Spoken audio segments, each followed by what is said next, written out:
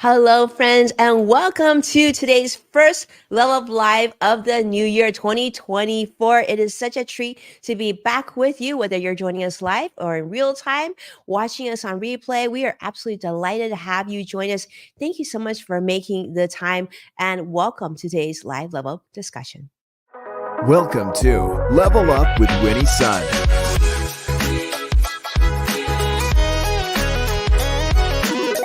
Market update. Speed round. Award-winning financial pro. And now, get ready. I present to you Level Up with Winnie Sun.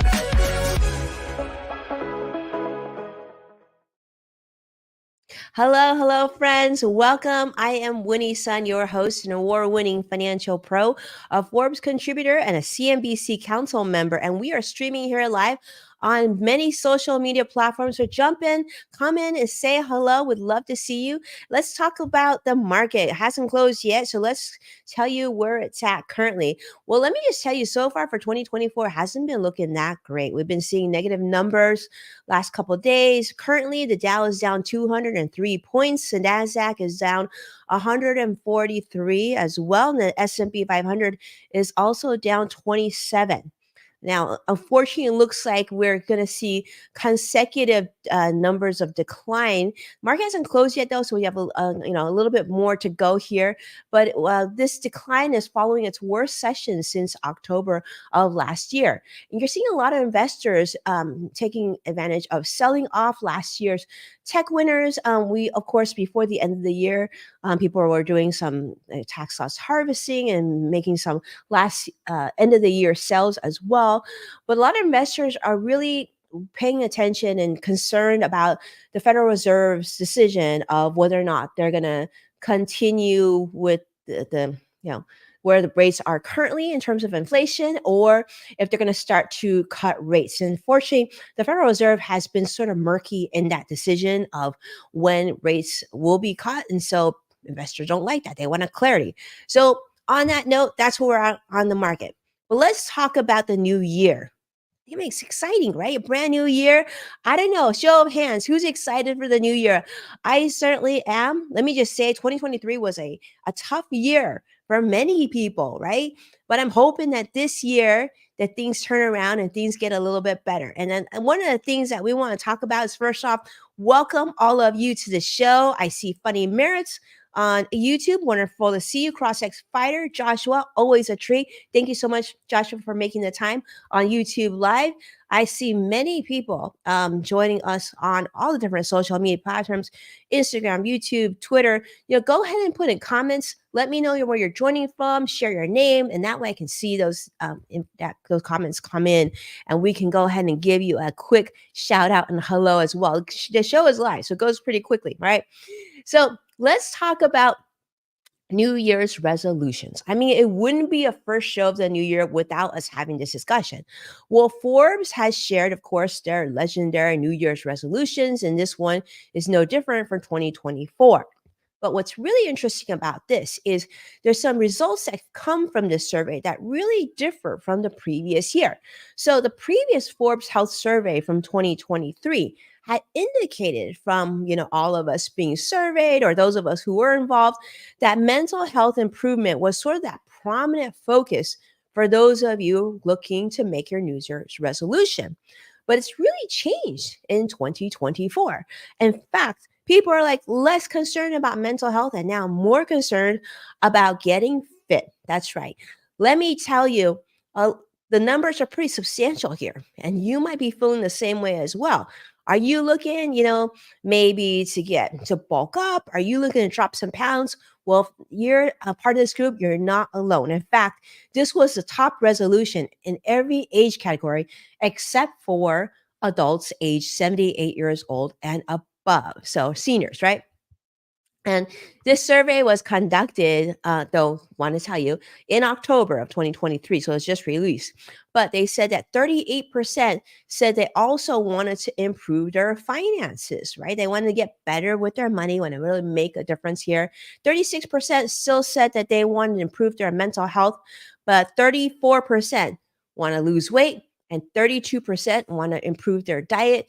But yeah, overwhelmingly, people wanted to get more fit for the new year. So I'm curious to see how you feel about this study. Does this reflect how you feel about the new year? Is this something that you really want to work on? Is fitness your top goal? Is finance close to the top as well? Drop it in comments. I want to hear from you. All right. Absolutely. Yeah. So let me know. Let me know if one of these is your resolution, or if your resolution isn't on the list, let us know as well too. Now I will tell you this: if finance is one of your top resolutions, this is something that I do and I highly recommend you try as well. And that is to set yourself up first month of the year, set yourself up on a savings goal for this particular month, for January, right? So you could put aside some money into your Roth IRA or your 401k, or put more into your 401k at work, or something that, or save towards your emergency fund, which is great too. But you want to start the very first, ideally first week or first 2 weeks of the first month of the year. And I feel like that's a good way to set your goal. And in fact, I always try to, for the people that I work with, I always recommend they try to max out their IRA contributions sooner rather than later. All right, so here are some tips, though, from UC Davis Health on how you can maintain your New Year's resolutions. Because they did a study and they realized that, a lot of people come up with these different resolutions, and like by the time January rolls away and they go into February, people have already forgotten about our New Year's resolutions. So it's really hard to like actually achieve them. Aside from just making these goals, you want to be able to reach them. And so these are some of the tips that UC Davis has recommended. And so I want to share some of these with you to see, and then you let me know if these are some that you think that you can use. Number one, you want to be really selective, right? You don't want to just like have this huge list of things and resolutions that you want to achieve. Maybe pick one goal or at the most two goals and be really, really specific. Don't be like, I want to have more money. That's just too vague. It's like, okay, I want to save $400 before the end of the year. Great. That's a very specific number. And then you can divide it up by how many months, and you can figure out how much you want to save each month, something like that, right?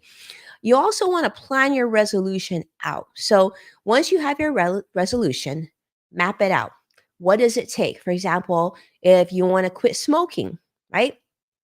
Research the average timeline for quitting, and you want to anticipate potential setbacks. That's one of the suggestions from UC Davis. And then, of course, we talked about set very specific goals, right? Instead of like exercise more, you want to do like maybe exercise 30 minutes daily, put it into your schedule, put your shoes in the right place, pick your music, like just plan everything out so it happens. The other thing you want to do is like you want to avoid overwhelming yourself.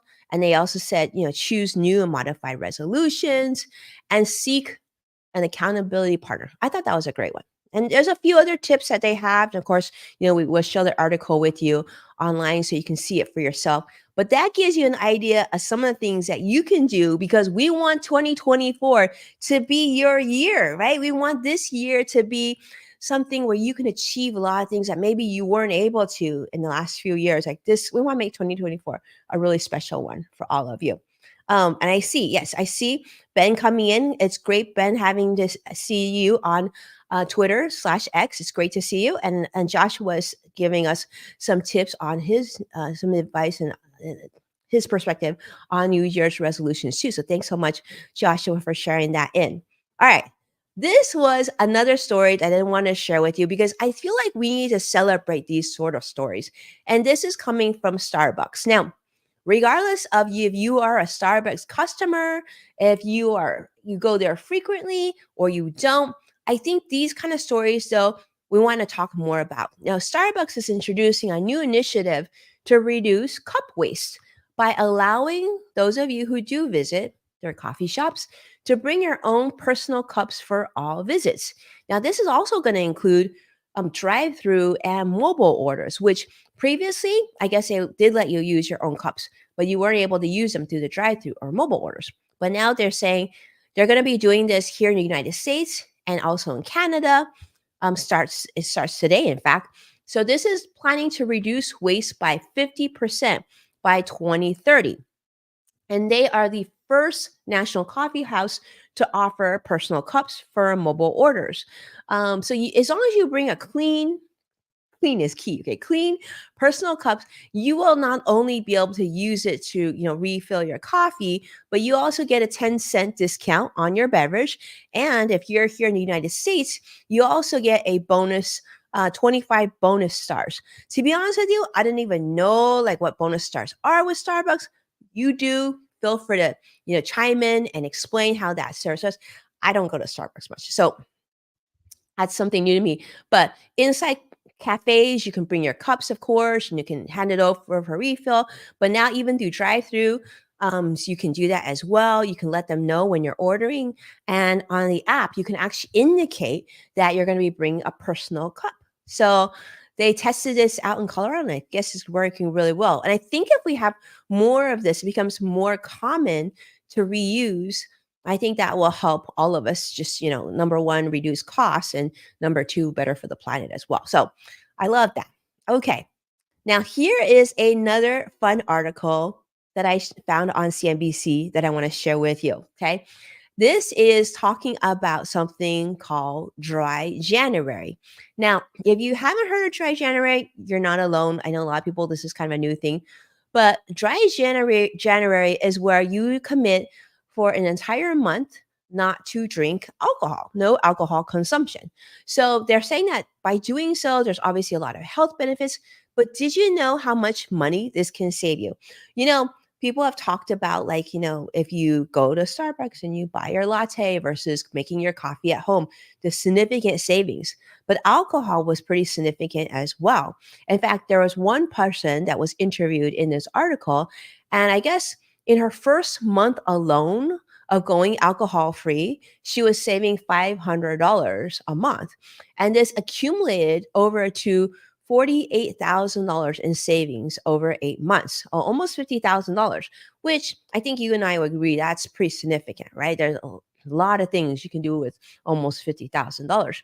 In fact, a significant percentage of people who took part of this dry January challenge in recent years, they say that this has made long-term health and financial benefits in their lives. So I'm curious, for those of you who are tuning in with me live, would you do the dry January challenge? Would this be something that would interest you? Would you want to try it?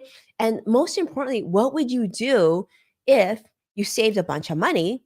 What would you do with that money? Would you like reward yourself? Would you put it towards like your emergency fund or a financial goal of yours? Like what could you sell? Now, if let's say you don't drink alcohol, that's not a big thing for you, so you don't spend any money. Is there something else that you could do a personal challenge for this particular month that you say, I've always wanted to try if I can do that. I'm gonna do this. I want you to go ahead and put what challenge that you want to do this month into comments and let me know. And that way we can sort of check in to see. Um, yeah, so Joshua says, I would definitely do this challenge because I don't drink alcohol at all. Well, then, Joshua, then you wouldn't save money, but I guess you would continue your health benefit, right? So that's good. All right. But for those of you who do, or maybe you're not like Joshua and you do drink alcohol, would you try this? Because based on this CNBC article, this was pretty significant. In fact, the 2016 study found that those who did dry January in Britain continued to drink less even 6 months after the challenge. So does that mean the pubs were also less busy because of dry January? Maybe. I guess enough people do it. But to understand the financial impact, of course, of your drinking habits, get this. I didn't know this existed, but I want to share with you. The U.S. Department of Health and Human Services, even on their website, has an alcohol spending calculator. Yeah, I guess there's a spending calculator for everything online. So you can actually go there and type in how much alcohol you consume, maybe for yourself, your family, a loved one, a significant other, a partner, or even your neighbor, and just figure out how much money that is. And maybe that will just be the motivation that will help you with that decision. I don't know, but I thought it was a fun article to share with all of you to get you to think about like what is it that you could like reduce your spending on. I do like these challenges. I saw this one challenge. I was featured on the news. It was on Instagram. There was this woman who wore the same dress for 100 days. Now, do you know that she did wash it and all that stuff, and she would accessorize and change it up, but she actually wore the same dress for 100 days, and she said it helps so much with her stress and time and everything else. I don't think I can do that because I do this show and other shows with you, but I'm going to figure out something. And when I do, I'm going to definitely share that with all of you. Maybe I'll share it when we go back on In the Loop next week with Greg. That'll give me some time to think about what I'm going to challenge myself on. All right. But here's another, and this is my last fun article that I want to share with you that I saw. And this comes from CNN. Well, CNN had a lot of families, and in fact, a lot of people try out what they call time travel for the new year.